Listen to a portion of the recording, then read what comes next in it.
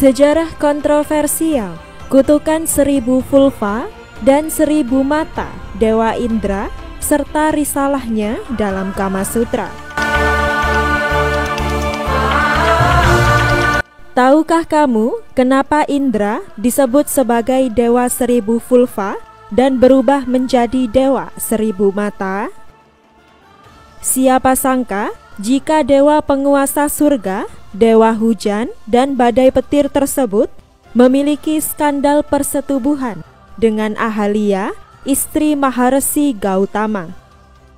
Menurut mitologi Hindu, Maharesi Gautama mengutuk Indra untuk membawa rasa malunya dalam bentuk 1000 vulva di tubuhnya, mengutuk Ahalya menjadi batu, dan mengutuk bulan. Itulah sebabnya bulan sekarang memiliki bintik-bintik sebagai hukuman atas perannya dalam dosa Indra dan Ahalya. Dalam pernikahan Hindu-Tamil di India dan Sri Lanka, Ahalya muncul sebagai batu gerinda hitam simbolis yang disentuh pengantin wanita dengan kakinya sembari berjanji untuk tidak menjadi seperti Ahalya. Risalah terkenal tentang perilaku persetubuhan, Kama Sutra, juga menyebutkan Ahalya dan Indra bagaimana nafsu berhasil menghancurkan dewa dan sosok wanita tercantik yang pernah diciptakan Brahma. Lalu, bagaimana semua ini bisa terjadi? Well, cerita ini dimulai ketika Dewa Brahma menciptakan gadis tercantik di antara gadis lainnya, diberi nama Ahalya. Proses penciptaan Ahalya memiliki banyak versi. Menurut tradisi Tari Mahari, Brahma menciptakan Ahalya dari air sebagai wanita tercantik untuk mematahkan kebanggaan Urvashi, seorang bidadari terkemuka. Sebaliknya, Bhagavata Purana menganggap Ahalya sebagai putri seorang raja dari dinasti Puru. Setelah selesai menciptakannya, Brahma bertanya-tanya siapa orang yang paling tepat untuk menjaga gadis tersebut. Brahma akhirnya memilih Maharesi Gautama yang memiliki kebajikan terbaik, kecerdasan, dan pengetahuan tentang Weda. Pada saat menyerahkan Ahalya, Brahma menyuruh Resi Gautama untuk membawanya kembali ketika ia sudah remaja. Resi Gautama merawat Ahalya dengan baik, dan ketika ia berubah menjadi wanita muda yang cantik, ia membawanya kembali ke Dewa Brahma. Namun, kecantikan ilahi Ahalya telah menarik perhatian semua dewa dan asura saat itu. Terlebih lagi, ia diberkati bahwa ia akan selalu memiliki tubuh dan kecantikan seorang gadis yang berusia 16 tahun. Brahma mengumumkan bahwa ia akan menikahkan Ahalya dengan orang yang melakukan perjalanan keliling bumi dan berhasil kembali lebih dulu. Mendengar kata-kata Brahma, semua dewa dan resi memulai perjalanan mereka. Pada saat yang sama, Maharesi Gautama pulang ke tempat pertapaannya dan melihat Kamadhenu atau Dewi Sapi ajaib yang sedang melahirkan. Melihat hal itu, Resi Gautama semakin mengagumi Sang Pencipta. Brahma mengetahui segalanya melalui kekuatan meditasinya. Ia mengatakan kepada Resi Gautama bahwa seekor sapi yang melahirkan sama dengan bumi dan 7 pulau yang bergerak di sekitarnya atau sedang melakukan parikrama, di mana karena perkara ini ia sudah dianggap berkeliling bumi. Brahma sangat terkesan dengan kesabaran, pengetahuan, dan penebusan dosa dari Resi Gautama dan mengatakan kepadanya bahwa ia pantas menikah dengan Ahalya. Bahkan setelah Dewa Brahma menikahkan Ahalya dengan Resi Gautama, Indra, raja para dewa, terus membuntutinya. Dewa Indra memperhatikan kebiasaan sang resi dan mendapati bahwa ia meninggalkan gubuknya pada fajar setiap hari. Resi Gautama akan pergi selama beberapa jam ke sungai untuk mandi dan berdoa.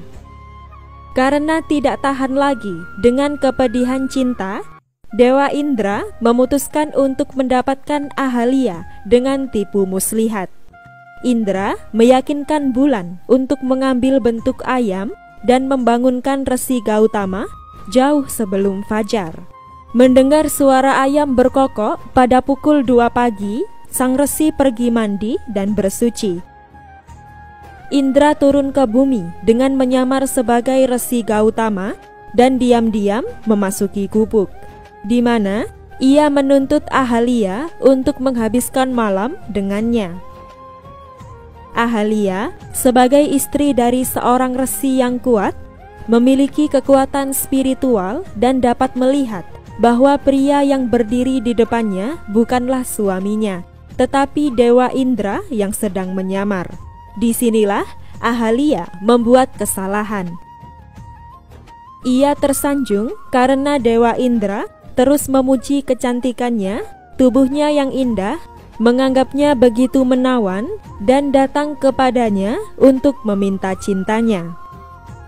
Ahalya tersenyum padanya dan terlalu senang untuk menolak permintaan Indra yang tidak pantas. Dewa Indra mengambil keuntungan di sini dan keduanya berakhir melakukan dosa. Namun, setelah tindakan penyempurnaan mereka, Ahalya menjadi sadar dan ia meminta Indra untuk segera pergi. Dewa Indra sudah mendapatkan keinginannya, namun sekarang ia benar-benar takut akan kemarahan Resi Gautama.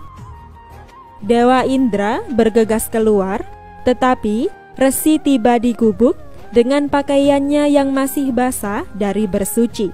Resi melihat mereka berdua dan menyadari semua yang telah terjadi.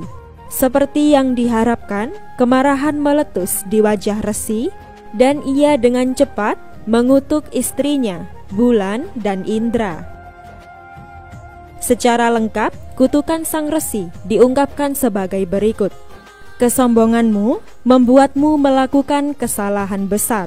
Semoga kau kehilangan bentuk dan kecantikan yang sangat kau banggakan dan hidup hanya bergantung pada udara. Semoga kau tidak terlihat oleh dunia, tidak pantas mendapatkan apa-apa, dan menjadi batu biasa selama berabad-abad yang akan datang. Kecuali jika Wisnu sendiri memutuskan untuk menginjakkan kakinya kepadamu. Semoga dosa-dosamu dapat ditebus. Kemudian Resi Gautama menoleh kepada Indra yang masih belum puas untuk melarikan diri. Dia mengatakan, "Kemana Anda pergi, dewa yang tidak tahu malu? Berhentilah di jalanmu dan tunggu aku untuk memberimu apa yang kau cari di atas segalanya untuk bersatu dengan Ahalya. Karena untuk kesenangan asmara, Anda telah melakukan tindakan curang dan gegabah. Oleh karena itu, akan ada 1000 vulva di anggota tubuh Anda. Wahai yang paling berdosa, alat vital Anda akan jatuh di sini dan berganti menjadi seperti skrotum kambing." Setelah mengutuk mereka, Gautama meninggalkan tempat pertapaannya dan pergi ke Himalaya. Ahalya direduksi menjadi batu, sementara tubuh Indra direduksi dengan 1000 vulva yang menempel di seluruh tubuhnya. Pada awalnya, kesulitan Indra menjadi lelucon di seluruh dunia, tetapi kemudian berakhir tragis. Dewa Indra tinggal dalam kegelapan dan pengasingan. Ia tidak bisa muncul di hadapan pria atau wanita. Hal ini menyebabkan banyak kekhawatiran bagi semua dewa karena tugas Dewa Indra di dunia tetap ditangguhkan. Para dewa kemudian pergi untuk mencari bantuan Brahma. Brahma meresepkan penebusan dosa kepada Indra yang menjalaninya dengan rahmat siwa. 1000 vulva di sekujur tubuhnya berubah menjadi 1000 mata. Sejak saat itu, ia dianggap sebagai dewa bermata 1000. Sementara Ahalya menghabiskan tahun-tahun hidupnya dalam pertobatan dengan sungguh-sungguh. Seperti kutukan resi, ia bertahan hidup hanya dengan udara, menjadi tidak terlihat oleh dunia, meninggalkan kecantikannya yang terkenal, dan dengan sabar menunggu Wisnu datang kepadanya. Ketika Rama, Laksmana, dan Viswamitra datang mengunjungi pertapaan, Ahalya berhasil mendapatkan kembali wujudnya setelah ia diinjak oleh Rama. Ia bergabung dengan suaminya di Himalaya, dan penebusan dosanya dijadikan contoh sampai hari ini. Bagi beberapa cendekiawan, Ahalya adalah wanita abadi yang mandiri, berani mengambil resiko, memiliki rasa keingintahuan yang besar, kemudian menerima kutukan yang dikenakan padanya oleh masyarakat patriarki. Penerimaan kutukan yang tak gentar inilah yang membuat Ramayana memuji dan memuliakannya. Berikut adalah kisah lengkap Dewa Indra dan Ahalya yang kontroversial. Sebelum kalian lanjut, jangan lupa klik tombol subscribe, like, komen, dan share agar channel ini bisa berkembang untuk memberi informasi seputar sejarah dunia. Dalam kitab Ramayana Uttarkanda, Dewa Brahma menjelaskan arti Sangsekerta Ahalya sebagai satu tanpa kehinaan keburukan, atau satu dengan keindahan yang sempurna. Dewa Brahma memberitahu Dewa Indra bagaimana ia menciptakan Ahalya dengan mengambil keindahan khusus dari semua ciptaan dan mengekspresikannya di setiap bagian tubuhnya. Masyarakat patriarki selalu mengutuk tindakan Indra dan Ahalya. Jaya Srinivasan dalam wacananya tentang kisah-kisah epos Hindu mengatakan bahwa tindakan Ahalya dan kutukan yang dihasilkan adalah peringatan bahwa perilaku tidak bermoral akan mengarah pada malapetaka, meskipun penyesalan yang tulus dan penyerahan diri sepenuhnya kepada Tuhan dapat menghapus dosa terberat.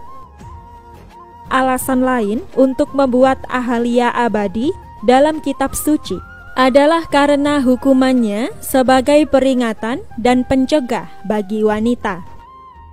Sebagian yang lain percaya bahwa pertemuan Indra dan Ahalya tidak harus dipahami secara harfiah. Indra mewakili 5 indera dan pikiran kita. Di sini, persetubuhan menyiratkan bahwa pikiran dan indera kita mengendalikan Ahalya. Ketika kekuatan spiritual kita menjadi lemah, setiap pencari akan merasakan daya tarik kesenangan materialistik yang jauh lebih besar daripada kesenangan spiritual.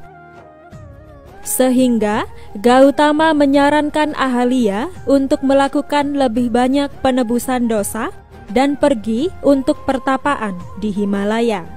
Kisah simbolis bahwa ia menjadi batu menyiratkan jika Ahalya menyimpan semua indera di tubuhnya sedemikian rupa sehingga ia menjadi lembam seperti batu.